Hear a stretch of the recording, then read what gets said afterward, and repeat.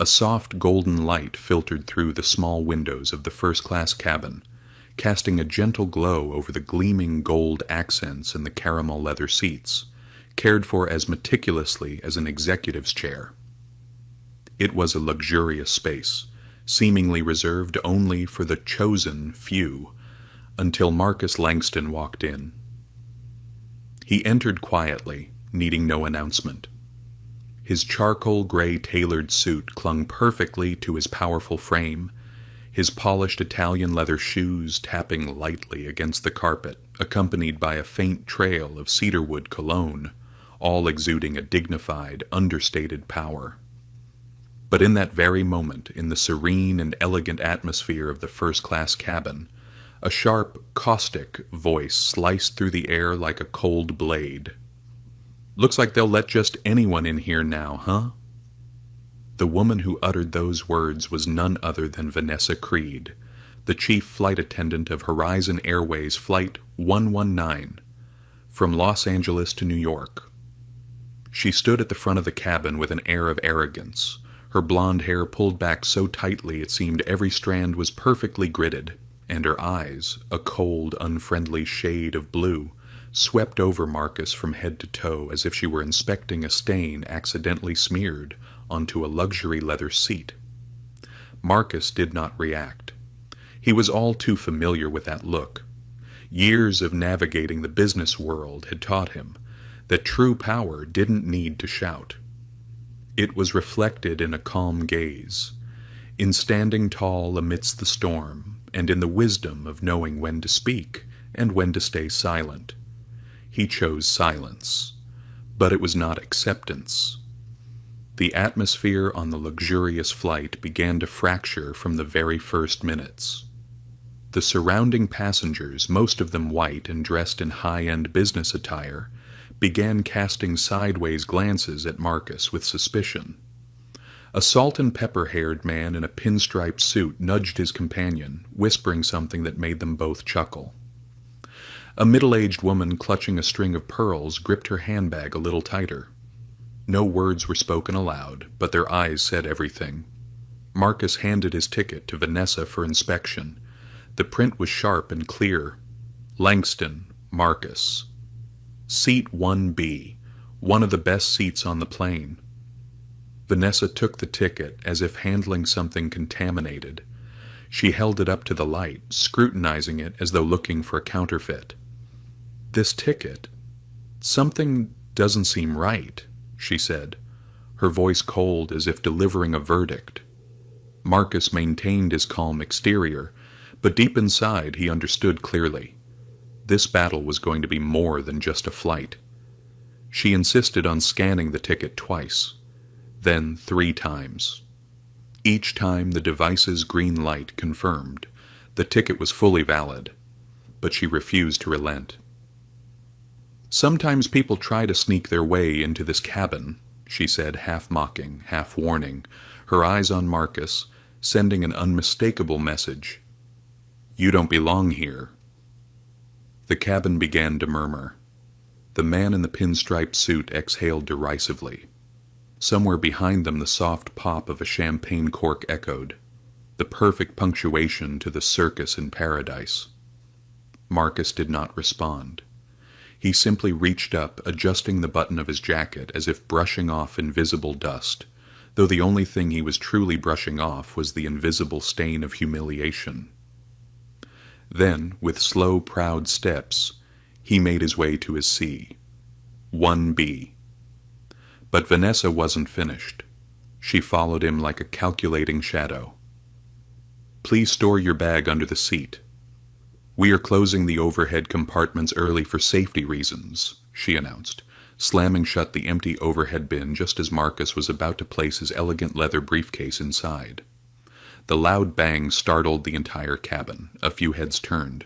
Someone snickered. Marcus looked up at Vanessa for a few seconds. His gaze was not angry, not pleading, only a silent look bearing the weight of a man long accustomed to injustice. "It's too early to close the overhead bins," he said, his voice light as a passing breeze. "It's a new policy. she replied, smiling with her mouth but pushing him out with her eyes. Marcus sat down, resting the briefcase on his lap. It was heavy. Heavy not just because inside it lay a $500 million merger contract, one that could shift the balance of the airline industry, but because now it bore witness to a storm brewing from pride and prejudice. When a white passenger arrived almost 10 minutes late, Vanessa transformed instantly. "No problem at all, Mr. Grayson. We're honored to have you," she chirped. She lifted his suitcase, placing it into the very compartment she had denied to Marcus. Her voice dripped with honeyed sweetness, every word tailored, as if she were serving royalty. Marcus remained silent, his hands resting on his briefcase, his eyes gazing through the window where the sunset bathed the runway in crimson hues. He once believed that wealth, success, and character were enough to command respect, but right here, in the first-class cabin of an airline he had invested in, he realized. For some people, skin color was still the real ticket to acceptance in this world. And what he didn't know then, this was only the opening act. Vanessa Creed had no intention of stopping with a slammed overhead bin. She had scripted a scenario where Marcus would be the intruder, the target for humiliation and expulsion. And when she felt challenged by his composure, she would not stop until he was stripped of the seat she believed he didn't deserve. This 5-hour flight wasn't just a journey from the West Coast to the East Coast. It was an all-out war between a man who had conquered countless trials through intellect and dignity, and a deeply rooted system of prejudice, of which Vanessa was a living embodiment. If you've ever witnessed or experienced injustice, yet managed to hold on to your dignity like Marcus did, share your story in the comments or let your voice be heard.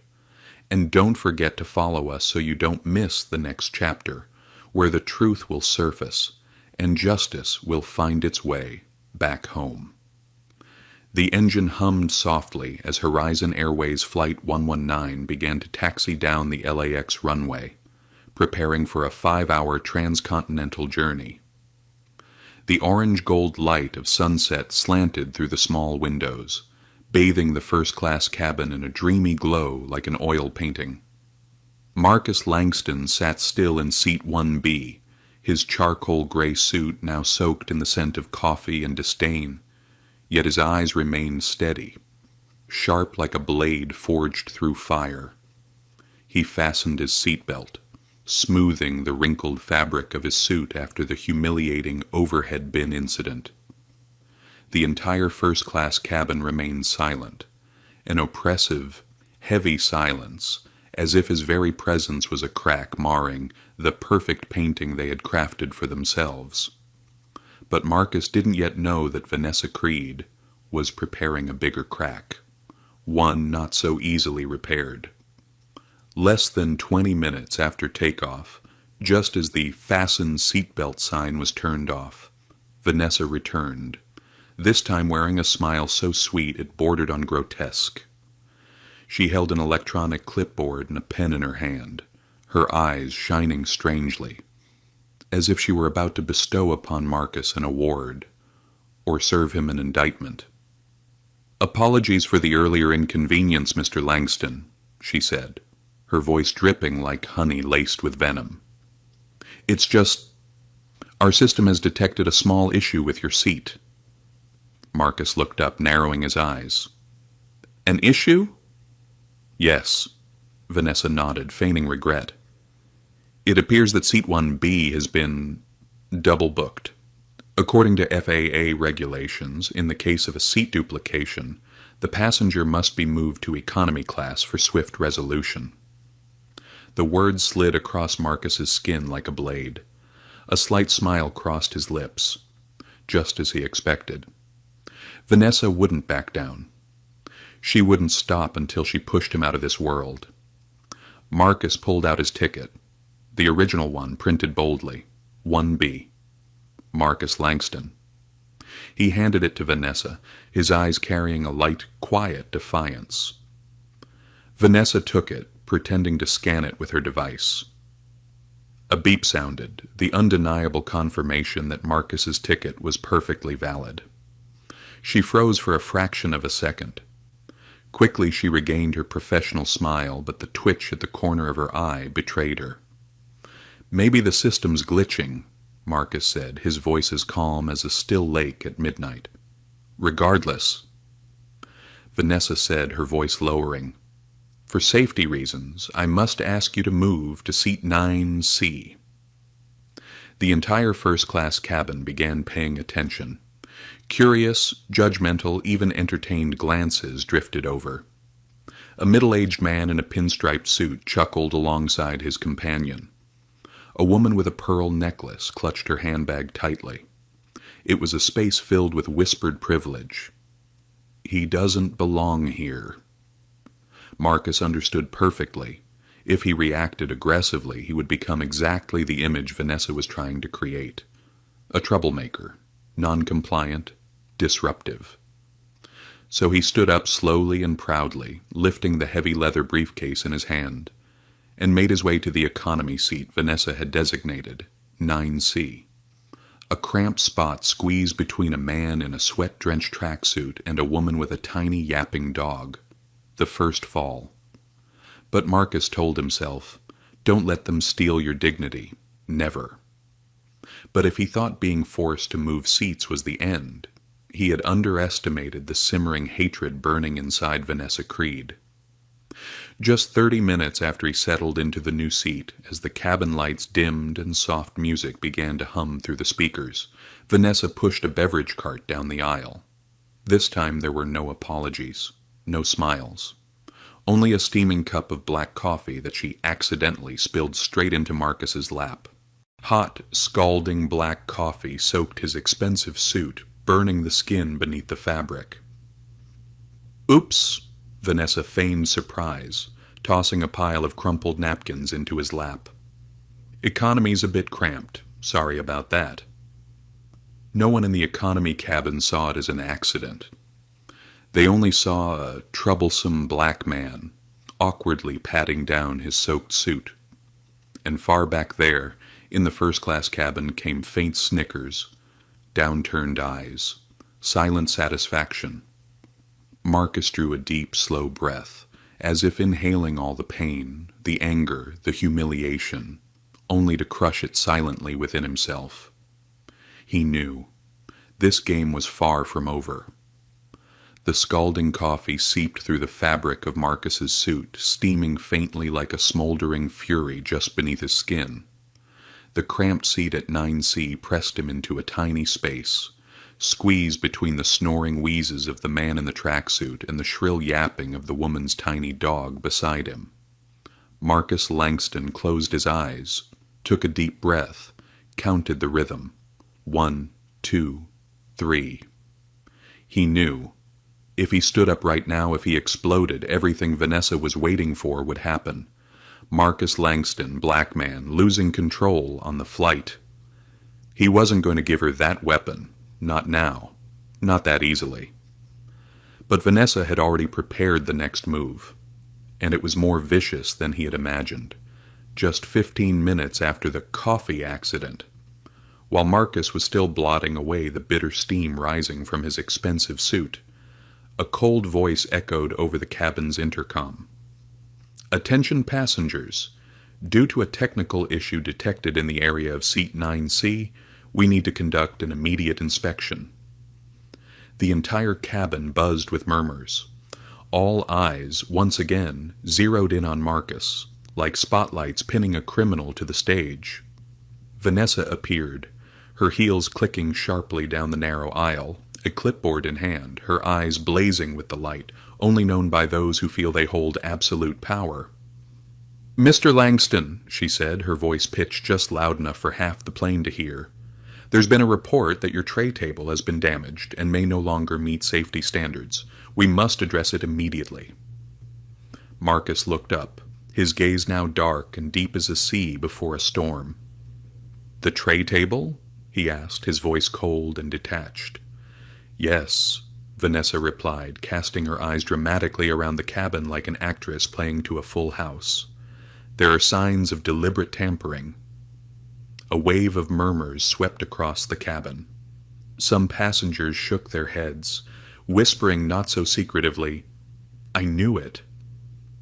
Honestly, who would vandalize an airplane? We can't let people like that endanger everyone.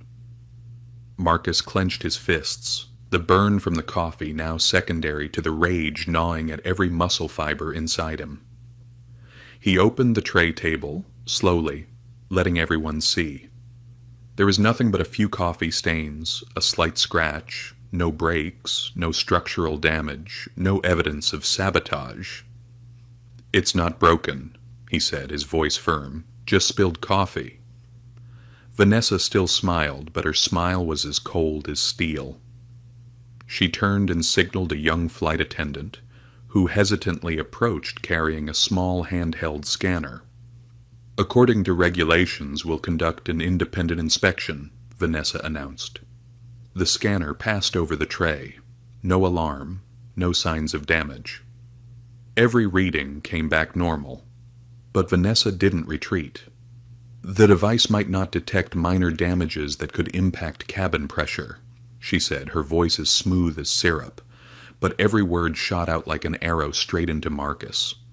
"Therefore, to ensure the safety of the 200 passengers on this flight, I am officially reporting the passenger at 9C is engaging in conduct that endangers flight safety." The words tore through the heavy air like a clap of thunder. A man in seat 8A, a bloated figure in a crumpled blazer, shouted, "Throw him off the plane now!" A woman in 7D clutched her child tighter, eyes wide with fear. A young passenger in economy whispered just loud enough to be heard, "Told you! You let a black guy on board and there's always trouble." Marcus sat still, his face unreadable. He knew, if he so much as stood up, if he even slightly overreacted, this entire flight would turn into an airborne courtroom, trying and convicting him right here among the clouds. He closed his eyes. Again, breathed in, breathed out. And when he opened them, he saw Vanessa smiling. A victorious smile. A smile belonging to someone who knew she had turned his very existence into an official threat. And then, the killing blow came. The intercom crackled to life once more. "This is the captain. For safety reasons, we are requesting the presence of air marshals to conduct an inspection of the passenger at seat 9C. We ask for your cooperation and calm." The entire cabin erupted in whispers, stares, and the flashes of cell phone cameras beginning to spark like tiny explosions. Marcus Langston, a man who had once stood tall in boardrooms overseeing deals worth hundreds of millions of dollars, had now become the official threat in the eyes of 200 strangers flying through the sky. As the announcement faded, the atmosphere inside Horizon Airways Flight 119 thickened like syrup. The leather seats, once symbols of luxury, have now been transformed into rows of a tribunal, and Marcus Langston, by a twisted, cruel logic, has become the accused. He still sat there, hard as stone, but inside every muscle fiber strained as if ready to explode. From the front of the plane, two figures approached, air marshals. Dark uniforms, eyes cold as ice, the glint of silver cuffs catching the cabin's sickly yellow light like a death omen. A heavy sound echoed, the thudding steps of boots on the plane's floor, each step pounding into Marcus's chest like a war drum. "Sir." The first officer, a stocky, middle-aged man, spoke formally, though he couldn't hide a sharp edge in his tone. "We've received a report of conduct endangering this flight. Per procedure, we ask you to stand up and present your personal belongings for inspection." A few passengers clapped approvingly. "Yeah! Search him! Let's get to the bottom of this." Marcus lifted his head, his eyes now twin blades of cold steel. But he said nothing. No protest. He understood. Any resistance, any sign of anger, would be captured, edited, and broadcast nationwide within minutes. He placed his leather briefcase onto the seat and slowly stood. The whole cabin held its breath. Every movement he made seemed magnified under hundreds of tense, hostile, even gleeful eyes. The second officer, younger, approached and pulled off his plastic gloves, rummaging through Marcus's briefcase. Inside he found only a high-end laptop, the $500 million Horizon merger contract, a management skills book, a Mont Blanc pen, and a neatly folded handkerchief. No weapons, no contraband. No threat except for the burning ambition and sharp mind contained within the black man standing silently before them. Clean, the younger officer mumbled, sounding awkward. Marcus started to lower himself back into the seat when Vanessa Creed slid into view, her smile syrupy sweet but her eyes venomous. "Apologies," she purred, "but we also received reports that you threatened a crew member. Under flight safety regulations, we are required to place you in restraints until landing." The cabin exploded. Gasps, the shuffling of seats, shouts, "Cuff him! Serves him right! Keep us safe!"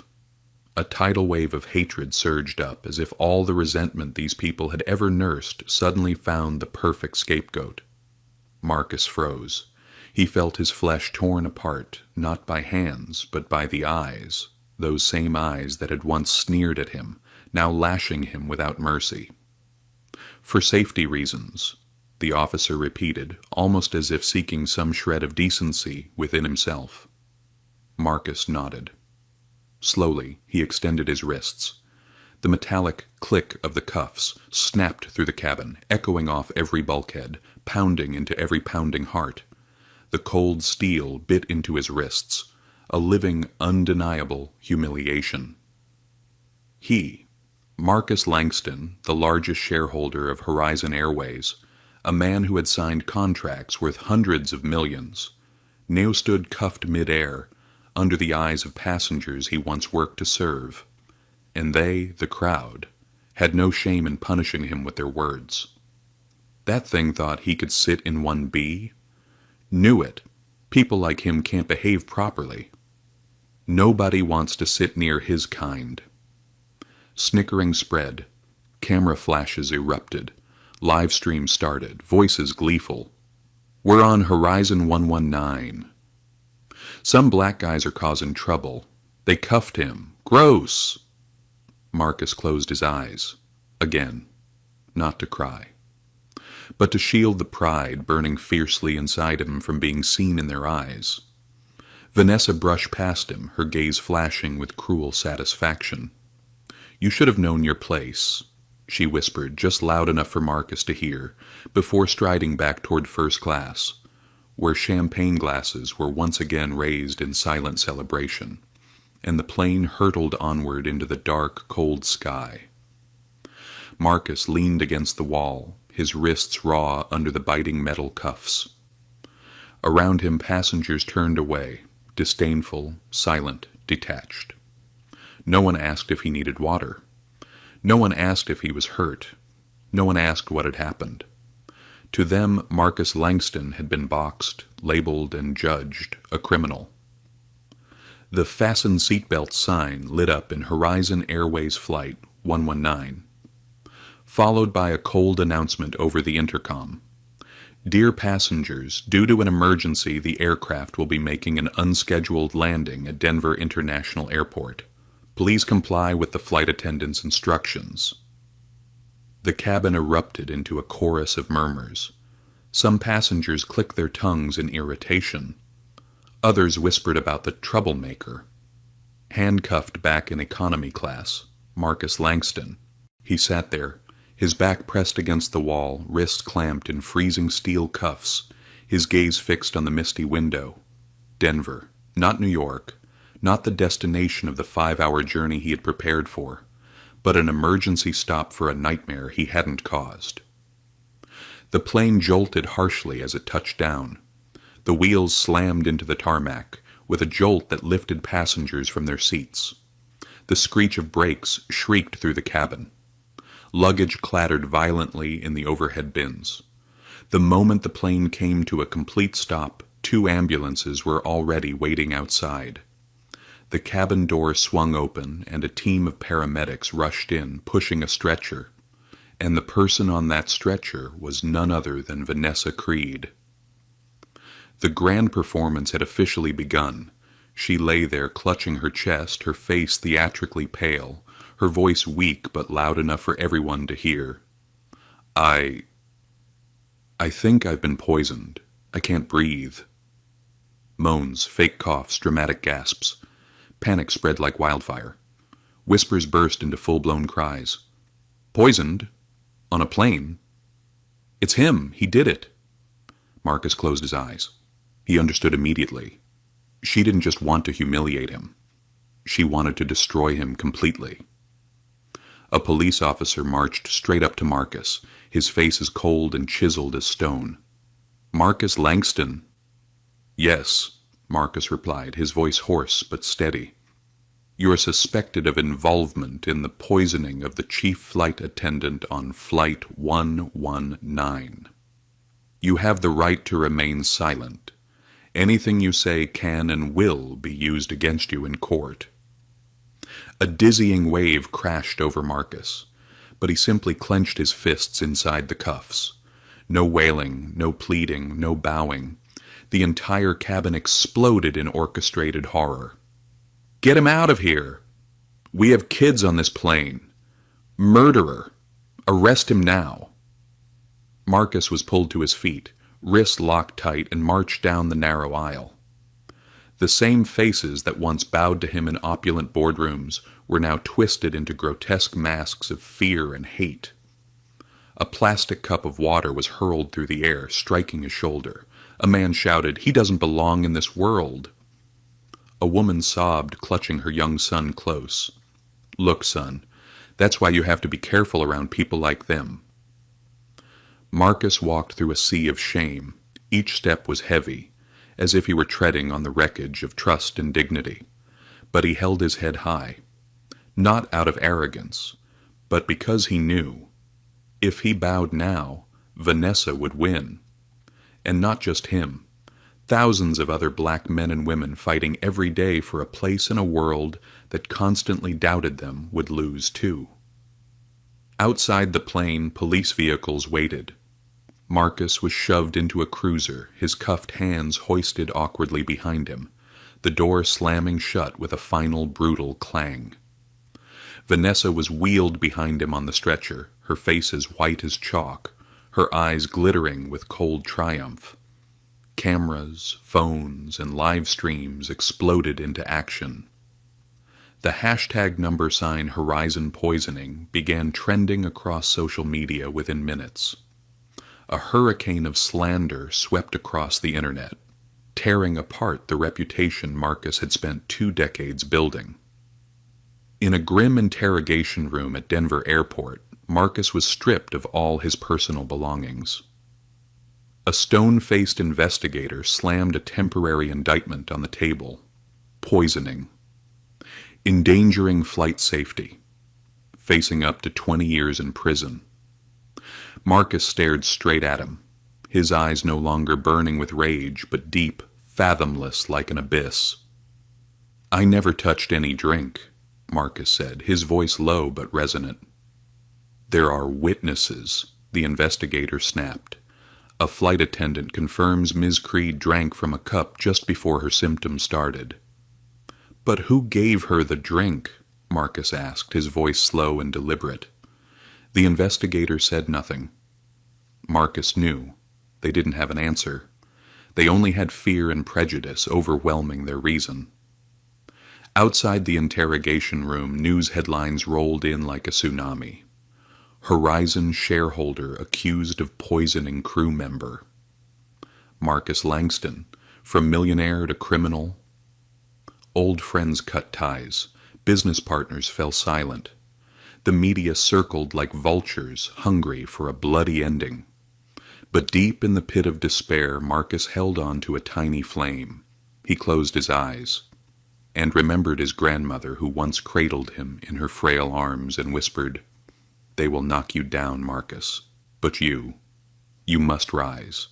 You must stand up, even if the whole world pushes you down. And he swore, no matter how crushed, no matter how much he lost, he would not let Vanessa Creed write the final chapter of his story. Not today, not ever. Night fell over Denver Airport, the pale yellow streetlights casting patchy glows across the cold concrete ground. Marcus Langston sat inside a temporary holding cell, his back resting against the rough wall, wrists still bearing the red marks left by the cuffs. In the distance, police sirens howled, a chaotic symphony from a world that had turned its back on him. But in Marcus's eyes there was no despair, only a cold, calculating focus, because he knew Vanessa Creed had staged everything, and any performance, no matter how perfect, always leaves traces. The counterattack began with a phone call. Using the minimal rights granted to detainees, Marcus requested to make a call to his lawyer, Carla Reyes, the woman who had helped him win the biggest deals of his life. Carla picked up after just 3 rings. "Marcus," she said sharply, "I've heard the news. Are you all right?" "Fine," Marcus replied, his voice deep and steady. "But I need you now. Tell me everything." Marcus closed his eyes, recalling every detail. "I never touch Vanessa's water, not before, not after. She's lying. I need proof." Carla understood immediately. No further explanation needed. Cameras, service records, passenger testimonies. "Exactly," Marcus said, "and drag them into the light." Within 2 hours, Carla was in motion. She filed an emergency request to retrieve all security footage from the plane, especially from first class in the economy section, near seat 9C. And then they found the first breakthrough. On the grainy footage from first class, it clearly showed Vanessa pouring herself a drink and drinking it without anyone else ever touching the glass. No one. Not Marcus. Not anyone. The counterattack ignited. Carla filed an emergency court order to preserve all security footage, preventing any mysterious disappearances of evidence. Simultaneously, she hired a team of private investigators to dig deep into Vanessa Creed's history, and the dark secrets began to surface. Within less than 24 hours, a thick dossier lay open before Marcus. 3 previous complaints from black passengers accusing Vanessa of racial discrimination. One case where she was accused of fabricating stories about drunk passengers to humiliate them. Internal emails showing Vanessa writing, "Sometimes you gotta stage a little drama to clear the parasites out of first class." And most damning of all, a female passenger in seat 7A had accidentally recorded Vanessa pulling a small packet of white powder from her pocket, slipping it into her drink before consuming it. The video had once been just an innocent travel clip. Now it had become the bomb that would shatter Vanessa's lies. From his cold detention cell, Marcus smiled for the first time in days. Not a smile of triumph, but the smile of a man who knew. The truth finally had a voice. Carla submitted the entire body of evidence to the Denver prosecutor. An emergency hearing was convened that very night. The Horizon defense attorneys initially sneered until the videos, emails, and witness testimonies rolled across the courtroom screen, one after another. No one was laughing by the end. When the final video played showing Vanessa slipping powder into her drink, the room thickened with silence. The prosecutor sighed heavily, then spoke. "The court hereby suspends all charges against Mr. Langston pending further investigation." Marcus rose to his feet, his legs feeling like they were bolted to the freezing courtroom floor, hearing the declaration like a symphony of liberation. The handcuffs were removed. For the first time in 3 days of hell, he was free. But he didn't leave, because Marcus Langston was not the type to walk away while the chessboard was still in play. He immediately filed a countersuit against Vanessa Creed for fabricating evidence, endangering flight safety, defamation of character, and intentional racial harassment. and the very next morning the news exploded like a cataclysm. Vanessa Creed, first-class flight attendant for Horizon Airways, accused of staging poisoning to frame black passenger. Marcus Langston, cleared, preparing lawsuit against Horizon. The hashtag #, Justice for Marcus, began to surge across the nation. America woke up to the brutal reality of a modern-day witch hunt. Marcus stepped out of the courthouse, the winter sun bathing his sleep-deprived but proud face. He wore a navy blue suit, the second one he had packed in his luggage, originally intended for the merger signing in New York. Now, he wore it for an even greater battle, the fight to reclaim dignity, voice, and freedom, for himself and for every soul ever crushed beneath the wheels of prejudice. A cold, winter morning in Denver. Weak sunlight pierced through the thick fog, casting isolated spots of light across the stone steps of the federal courthouse. Marcus Langston stepped out of a black SUV, his navy blue suit hugging his lean but unyielding frame like an oak standing tall against a storm. Beside him was Carla Reyes, the sharp-witted attorney, clutching a thick stack of files. "Ready?" Carla asked, her eyes never leaving the courthouse doors. Marcus didn't answer immediately. He tilted his head up, gazing at the gray sky above. The same skies where he had once helped build dreams, now turned into a battleground he must fight upon. "I'm ready," he finally said softly. Ready to reclaim his dignity, ready to rewrite history. Not just for himself, but for everyone who had ever been pushed down because of the color of their skin. Outside the courthouse, the media swarmed like a hive of disturbed bees. Marcus Langston, millionaire, Horizon shareholder, heads to court. Airborne racial discrimination trial. All of America is watching. The hashtag #, Justice in the Skies, skyrocketed to the top of social media trends. This was no longer just Marcus's lawsuit. It had become the voice of a generation. Inside the courtroom, the air hung heavy like lead. At the plaintiff's table, Marcus sat upright, his fingers lightly gripping a Mont Blanc pen, a symbol of the self-mastery he had always cherished. At the defendant's side, Vanessa Creed, her face pale, her eyes darting away. The legal representatives of Horizon Airways, clad in expensive suits but wearing guilty, shifty expressions. The battle had begun.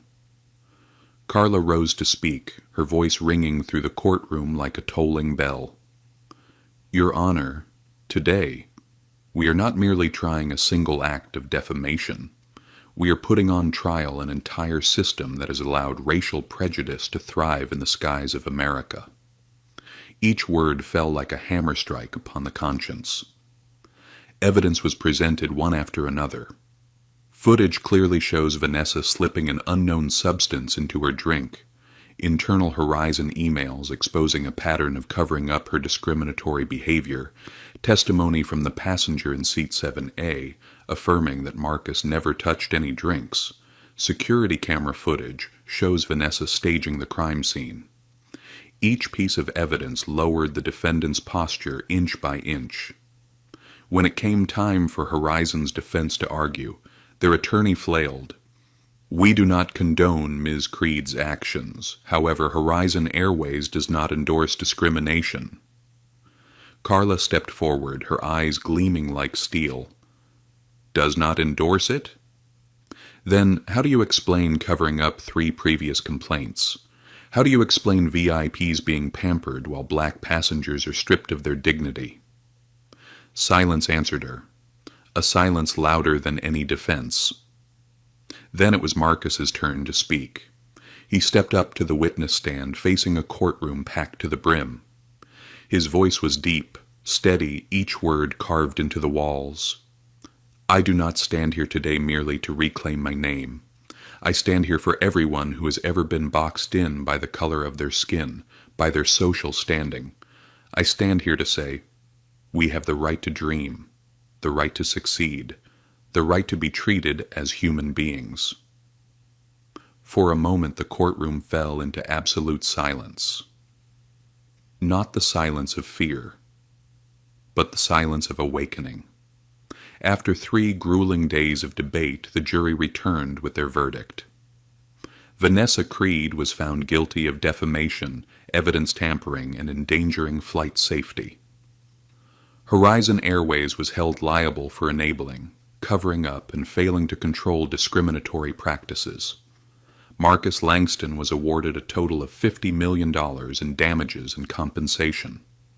The courtroom erupted in applause, not for the money, but for the fact that a black man had stood firm, had fought back, not with rage, but with intelligence, patience, and unyielding spirit, against a system determined to crush him. Vanessa was handcuffed and led away, this time for real. No staging, no performance. Only the searing reality of her downfall etched into her face. Horizon Airways now faced a full-blown federal investigation into its racial policies. Its stock prices plummeted overnight. Senior executives began resigning one after another, and Marcus? He stepped out of the courthouse, the afternoon sun gilding the stone steps beneath him, head held high. A soft smile played on his lips, like the first breeze of spring after a brutal winter storm. He had reclaimed not just his name, but restored hope and dignity for millions of others. The afternoon sun in Denver draped itself over the bustling streets like a flowing silk carpet. The cold wind pierced through the gaps in coats, but Marcus Langston no longer felt the chill. He stood on the steps of the federal courthouse, the echoes of applause fading behind him, and before him stretched a vast world, one that had once turned its back on him, denied him, scorned him.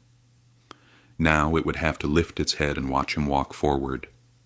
3 days after his historic victory against Horizon Airways, Marcus made his decision. He would not return to the old system. He would not seek forgiveness. He would not patch up a rotting legacy. He would build anew, from the ground up, from the very scars the world had once carved into him. The idea was born. Skyhaven, a new airline, not just to carry people from place to place, but to prove that a black man could build an empire, fairer, kinder, and greater than anything they had ever believed possible. Marcus's penthouse in New York, where he had taken refuge in the days following the trial, quickly transformed into a war room. Carla Reyes stayed by his side, becoming chief legal counsel. Jamal, a former Horizon tech engineer recruited by Marcus, became the chief technology officer. A small team at first, 5 people, 1 dream, and an unshakable faith. The Skyhaven plan was built on 3 core principles: safety without discrimination. No race, gender, or status would affect how passengers were treated. Absolute transparency. Every internal process would be recorded and independently audited. Pride without submission. Skyhaven would soar, not just in altitude, but in spirit. Day by day, hour by hour, Marcus and his team ground away in conference rooms, offices, and trading floors. They negotiated with venture capitalists. They recruited aerospace engineers from Boeing and Airbus. They signed contracts to purchase 3 used aircraft, restoring them into gleaming machines, emblazoned with the proud blue Skyhaven logo. But the battle wasn't just at the negotiating table. It raged across public opinion. Old corporate giants didn't take kindly to Marcus forging his path. They paid for smear campaigns. Langston lacks the experience to run an airline. They spread financial rumors. Skyhaven is just a pipe dream. They filed lawsuits to block Marcus from accessing key flight routes. And every time he was knocked down, Marcus stood up taller. He hosted Skyhaven's first press conference in the heart of New York City. Standing before hundreds of cameras, his navy blue suit gleaming under the flashlights, his voice rang out strong and resonant. I did not build Skyhaven for revenge. I built Skyhaven to restore justice, and I say to the world, the sky does not belong to any one race. It belongs to those brave enough to soar. The press conference was seismic. CNN, BBC, Reuters all broadcast headlines. Marcus Langston, from racial discrimination victim to aviation pioneer. Initially hesitant investors now flooded in. Within 3 months, Skyhaven officially launched with 5 inaugural routes: New York, Los Angeles, Chicago, Atlanta, Miami. On the opening day of Skyhaven's first flight, the eyes of the nation were on Marcus. The gleaming silver-blue Boeing 737 MAX roared down JFK's runway, its engines singing a victory anthem. Inside there was no first-class segregation. Every seat was spacious, comfortable, and treated equally. From the front row to the back, every passenger was welcomed like an honored guest. Marcus, dressed in a dark tailored suit, sat in the front row, a cool glass of lemonade in hand. As the plane lifted off, he closed his eyes and whispered, "The sky is finally open." Skyhaven exploded into success. Within just 18 months, Skyhaven captured 5% of the domestic U.S. market. It achieved the highest customer satisfaction rates among all airlines. It forged strategic partnerships with Air France and Singapore Airlines. And Horizon Airways? Crippled by the boycott wave after the Vanessa Creed scandal, Horizon spiraled into crisis, its stock price in free fall. Eventually, something no one could have imagined happened. Marcus Langston, the man once thrown off their flight, made an official offer to buy Horizon Airways. The negotiations took place on the 50th floor of a Manhattan skyscraper. Marcus sat at the head of the table, facing the same old Horizon executives, the same faces who had once mocked and excluded him. Now they bowed their heads in silence. Marcus spoke quietly. "There's no greater bitterness than being rescued by someone you once scorned. But I'm not here to rescue you. I'm here to rescue the innocent employees still fighting to survive the storm you created." He signed the contract, acquired Horizon, renamed it New Horizon, and declared, "A new chapter for America's skies begins today." The morning breeze in New York was crisp, carrying the scent of new beginnings. At JFK International Airport, the flag bearing the Skyhaven logo fluttered proudly against the clear blue sky, as if the heavens themselves were welcoming a new era. Marcus Langston stepped out of a sleek black SUV, walking with the calm, steady gait of a general returning from victory. He was no longer a victim. No longer the man dragged from his seat, cuffed, humiliated. He was the man holding the future in his hands. Today's event, Skyhaven's global expansion announcement, no longer just a domestic airline. Skyhaven was preparing to stretch its wings across the Atlantic, across the Pacific, reaching the farthest skies and touching hearts that had never been reached before. The press conference room overflowed with international reporters: CNN, BBC, Al Jazeera, NHK Japan, TV5, Monde France. Financial giants, Bloomberg, Forbes, and the Wall Street Journal jostled for coverage. Marcus stood on the stage, the warm yellow lights casting a soft glow on his perfectly tailored ash-gray suit. There was no prepared speech in his hands, only truth and heart. He looked slowly across the room, pausing on each face as if sending a message to every single person, and then he spoke. "Today, we are not just inaugurating new flight routes. We are inaugurating a new concept, a sky without borders, a world where skin color does not define worth, a journey where dreams are measured by courage, not passports, not pedigree." A world map illuminated behind him, glowing with new destinations: London, Paris, Tokyo, Johannesburg, Rio de Janeiro, Sydney, Dubai, Lagos, Mumbai, Cape Town. Sky Haven would touch every continent. Each flight was a declaration. We are here. We do not ask for K permission. We build. Sky Haven's new flight crew made history as well. 40% of pilots were black, indigenous, Asian, or Latino.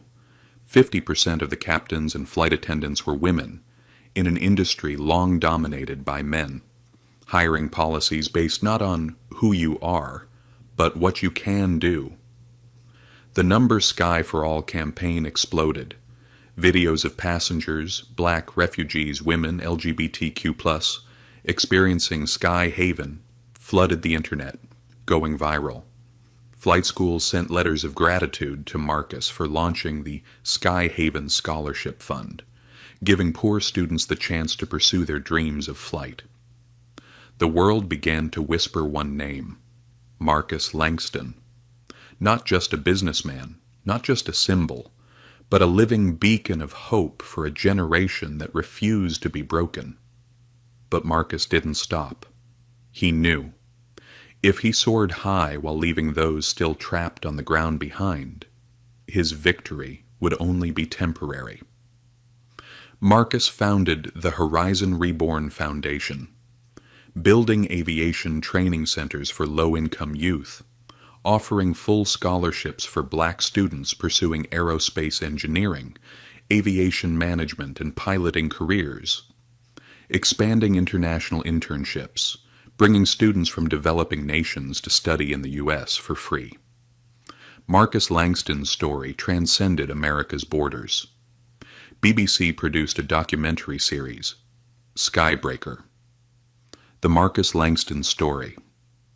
Netflix signed a deal for a biopic with an Oscar-winning director attached. Ivy League universities invited Marcus for honorary lectureships. Then, one spring morning, Marcus received a call from Paris, the Élysée Palace. The President of France personally invited him to receive the Legion of Honor for outstanding contributions to human rights and global connectivity. At the award ceremony in Paris, Marcus walked onto the stage in a simple black tuxedo. Hundreds of world leaders, activists, and scholars rose to applaud him. He bowed to receive the medal, and in that moment he thought of the days when hot coffee was spilled on him, when he was handcuffed before 200 passengers on a plane, when he stood in a freezing jail cell hearing only his heartbeat whispering, "I will not fall." And he hadn't just stood up. He had soared, and the sky finally belonged to all who dared to lift their heads. In the years that followed, Sky Haven became one of the world's top 3 airlines, surpassing the old industry titans. It was repeatedly named Best Airline for Diversity and Equality. Revenue soared to $20 billion by its 5th year, and Marcus, he chose a new role for himself, not CEO, not chairman. He simply called himself the Guardian of the Skies. And his only mission, to continue expanding the flight paths for those once denied opportunity because of their origins, to keep building a world where the sky wasn't a limit, but a promise. 30 years after Sky Haven's first flight took to the skies, the world's skies were no longer the same. Flight paths bearing the silver-blue logo stretched from New York to Nairobi, from Tokyo to Buenos Aires, from Sydney to Cape Town, like veins connecting billions of lives in an open world. Sky Haven had not just become the largest airline in the world. It had become a cultural symbol, an everlasting declaration. The sky belongs to all of us. And Marcus Langston? At 73 years old, he no longer appeared frequently before cameras. He lived simply in a small house by the beaches of Martha's Vineyard, where the waves gently kissed the white sands each morning. One late afternoon, in a living room flooded with golden sunlight, Marcus sat by the window, a warm cup of tea in his hand. Beside him was a little girl, Lila Langston, his 6-year-old granddaughter, with soft curly hair and sparkling black eyes. "Grandpa?" Lila asked, her voice as clear as a silver bell. Were you scared when everyone hated you back then? Marcus gazed out at the sea, where the sun was slowly sinking into a crimson horizon. He stayed silent for a long time. Then he smiled, a gentle, timeless smile no years could ever erase. "I was, little one," he said, his voice deep and tender. "But fear never stopped me from flying. It only reminded me that every step forward was worth it." Lila rested her chin on her hand, her wide eyes glistening. "Then why weren't you angry with them?" Marcus leaned down and kissed her sun-scented hair. "Because if we carry anger into the sky would no longer be blue." Outside the window, Sky Haven plains soared high, leaving streaks of light like punctuation marks across the endless universe. They stood as proof that dreams could not be shackled, that unwavering resolve could pierce through every layer of prejudice, that one man, however small amidst crushing oppression, could forever change the course of history. That day, in the amber glow of twilight, Marcus Langston decided to write the final letter of his life. A letter not addressed to anyone in particular, but to every soul who had ever been hurt, denied, or disregarded. His hand trembled, but he stayed strong as he began to write. If you are reading these words, perhaps you too have once been forced into the back seat. Perhaps you too have been laughed at, doubted, shoved down. I have been there, but I want you to remember, the sky does not ask where you were born. The sky only asks, do you have the courage to fly? Do not let fear, hatred, or doubt chain your wings. Fly. Fly high. Fly far. Fly for yourself. And when you have soared high and far enough, turn back. Reach for the hand of someone behind you and lift them too. That is how we turn pain into wings. That is how we build the sky. Marcus set the pen down, closed his eyes, and basked in the last warmth of the setting sun on his weathered skin. He knew. That letter would be preserved at the Sky Haven Museum. It would be read aloud at graduation ceremonies. It would be carved into walls for future generations to touch and feel the weight of a life well lived. A week later, Marcus Langston passed away peacefully in his sleep. No pain, no regrets. Only the wide, open sky embraced him like a son returning home after a long journey. News of his passing spread across the world. Airports lowered their flags to half-mast for 72 hours. Competing airlines held moments of silence. Aviation universities around the world hung his portrait. Beneath the inscription, "The one who taught us that the sky has no limits." At the global memorials, held simultaneously in New York, London, Tokyo, and Cape Town, a video was played. Marcus Langston standing atop the Sky Haven headquarters, the wind whipping at his suit, his eyes blazing, saying, "If anyone asked me, what is stronger than prejudice, stronger than lies, stronger than every blow struck, I would answer, it is a dream held together by courage and love." That day, across not just America but the entire world, the skies blazed with thousands of Sky Haven planes flying in the formation of a soaring bird. Each aircraft bore the inscription, "In memory of Marcus Langston, the Skykeeper." His legacy was not stored in bank accounts or skyscrapers. It lived in every dream that took flight, every young person who stood tall, refusing to bow to prejudice, every pair of wings spread wide for a world without boundaries. Marcus Langston was gone, but the sky he opened would remain forever, a sky for all of us, a sky that would never close. Final summary. The message of the entire story. The story of Marcus Langston is not just a journey from darkness into light for one man. It is an everlasting epic about the power of faith, resilience, and the unbreakable dreams of a forgotten generation. A lesson in perseverance against injustice. Marcus was not born into privilege or luxury. He entered this world wearing a skin color deemed wrong by many eyes. He endured invisible slaps, the suspicious glances, the whispered prejudices. The doors slammed shut simply because of his name and his origins. But Marcus did not fall. He did not retreat. He did not retaliate with hatred. He chose to stand firm. And through that quiet perseverance he turned every dagger of prejudice into a stepping stone toward the sky. A lesson in the power of intelligence and strategy. When he was dragged from his seat, handcuffed aboard a plane, slandered across the media, and had his assets frozen, Marcus did not choose the path of blind rage. He fought with intellect, with tireless preparation, with sharp, cold counterattacks that pierced through every layer of deceit. Marcus showed us, true victory does not come from shouting louder. Victory comes from thinking deeper, acting smarter, and outlasting those who seek to bring us down. A lesson in forgiveness and vision. After reclaiming his honor, Marcus could have chosen revenge. He could have destroyed Horizon, crushed Vanessa, and buried those who had wronged him, but he didn't.